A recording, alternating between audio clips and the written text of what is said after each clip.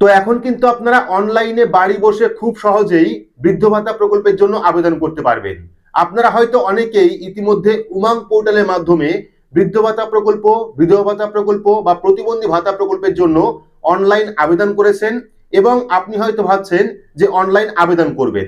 তবে যারা আবেদন করেছেন ইতিমধ্যেই বা যারা আবেদন করতে চাইছেন, আবেদন করার আগে অবশ্যই ভিডিওটি শুরু থেকে শেষ পর্যন্ত দেখবেন। তো গত 3 বছর আগে 2022 সাল নাগাদ আমি একটি ভিডিও ইউটিউবে আপলোড করেছিলাম। সেখানে আপনারা উমাং পোর্টালের মাধ্যমে কিভাবে বৃদ্ধ ভাতা প্রকল্প, বিধবা ভাতা প্রকল্প এবং প্রতিবন্ধী ভাতা প্রকল্পের জন্য আবেদন করবেন, কিভাবে ফর্ম সাবমিট করতে হয় তার সম্পূর্ণ পদ্ধতি দেখিয়েছিলাম। বাড়ি বসে আপনারা অনলাইন থেকে আবেদন করতে পারবেন। তবে এখনো পর্যন্ত সেই যে আবেদন এখনো পর্যন্ত পেন্ডিং রয়েছে। 2022 সাল নাগাদ যে ভিডিওতে আমি আবেদন দেখিয়েছিলাম সেই সঙ্গে কিন্তু আমি এলাকারও কয়েকজন ব্যক্তির সেই ভাতার জন্য আবেদন করেছিলাম, কিন্তু 4 বছর বা 3 বছর পর এখনো পর্যন্ত সেই স্ট্যাটাস কিন্তু পেন্ডিং রয়েছে, কোন রকম ভাতা কিন্তু তারা পাননি। এবং আপনারা অনেকেই আবেদন করেছিলেন, হতে পারে কয়েক লক্ষ মানুষ এই উমাং পোর্টালের মাধ্যমে বৃদ্ধ ভাতা প্রকল্পের জন্য আবেদন করেছেন, তাদেরও কিন্তু স্ট্যাটাসে কোনো রকম পরিবর্তন আসেনি, এখনো পর্যন্ত পেন্ডিং রয়েছে। যদি আপনি অনলাইনে বৃদ্ধ ভাতা প্রকল্পের জন্য আবেদন করতে চান বা যদি আপনি বৃদ্ধ ভাতা প্রকল্পের জন্য আবেদন করতে চান, তবে প্রথমে আপনাকে জানতে হবে যে আমাদের এখানে ভাতা কয় রকমের রয়েছে। তো আমাদের এখানে দুটি ভাতা রয়েছে, একটা হলো এনএসএপি অর্থাৎ ন্যাশনাল সোশ্যাল অ্যাসিস্ট্যান্স প্রোগ্রাম, আর একটা হলো ডাব্লিউসিডি অর্থাৎ যেটা রাজ্য সরকারের ডাব্লিউসিডি, যেটা চালু করা হয়েছিল। বর্তমানে আপনারা জনকল্যাণ শিবিরে বা বিভিন্ন দুয়ারে সরকার ক্যাম্পেজ থেকে শুরু করে বিডিও অফিসে, ব্লক অফিসে যে সমস্ত ফর্ম জমা করছেন সেটা কিন্তু ডাব্লিউসিডি ওল্ড এজ পেনশনের। এবং আপনারা অনলাইনে উমং পোর্টালের মাধ্যমে যে ভাতার আবেদন করছেন সেটা কিন্তু এনএসএপির আওতায় পড়ছে। এবং আপনারা অনেকেই হয়তো জানেন যে বর্তমানে কিন্তু আমাদের রাজ্যে এনএসএপির যে কোটা, সেই কোটা কিন্তু খালি নেই।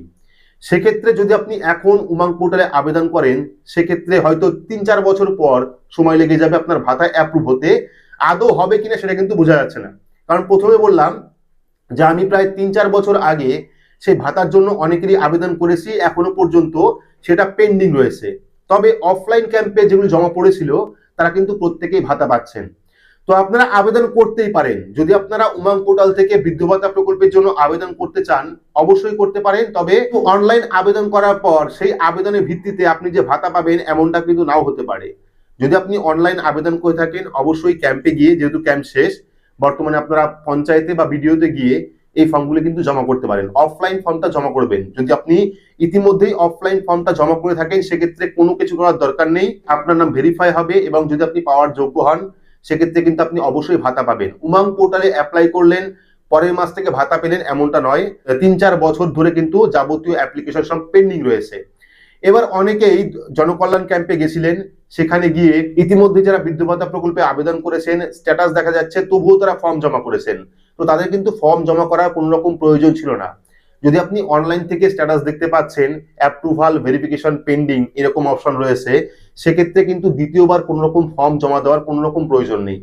বা অনেকের এখনো পর্যন্ত নো রেকর্ড ফাউন্ড আসছে। যদি আপনার ফোন নাম্বার দিয়ে নো রেকর্ড ফাউন্ড অপশন আসে, সেক্ষেত্রে আপনি আধার কার্ড নাম্বার দিয়ে চেক করবেন। যদি একবার আপনি বৃদ্ধ ভাতা প্রকল্পের জন্য আবেদন করে থাকেন, সেক্ষেত্রে কিন্তু দ্বিতীয়বার কোন রকম ফর্ম জমা দেওয়ার প্রয়োজন নেই। আপনার ফার্স্ট যে অ্যাপ্লিকেশন সেটাই কিন্তু অ্যাপ্রুভ হয়ে যাবে। তবে কয়েকদিন সময় লাগতে পারে। যাদের অ্যাপ্রুভাল ভেরিফিকেশন পেন্ডিং রয়েছে তাদেরও কিন্তু কয়েকদিন সময় লাগবে নতুন লিস্টে নাম ওঠার জন্য। বাকি যদি আপনারা উমাং পোর্টালে আবেদন করতে চান, অবশ্যই আবেদন করতে পারেন, কিন্তু আপনারা অফলাইন ক্যাম্পে আবেদন করে নেবেন। উমাং পোর্টালে এনএসএপির যে ভাতা সেটার জন্য অ্যাপ্লাই হচ্ছে। এবং আপনারা অনেকেই দেখবেন, আমি পাশে দেখাচ্ছি, দরকার হলে পরবর্তী সময় এই নিয়ে আরো একটা ভিডিও করব। যতগুলি আমি আবেদন করেছিলাম বা যারা যারা আবেদন করেছিলেন, একটাও কিন্তু এখনো পর্যন্ত অ্যাপ্রুভাল দেয়নি বা অ্যাপ্রুভ হয়নি। সেক্ষেত্রে উমং পোর্টাল থেকে আবেদন করার দরকার নেই। অফলাইন ক্যাম্পে বা ব্লক অফিসে আপনারা বৃদ্ধ ভাতা প্রকল্প, বিধবা ভাতা প্রকল্প বা প্রতিবন্ধী ভাতা প্রকল্পের জন্য আবেদন করতে পারেন।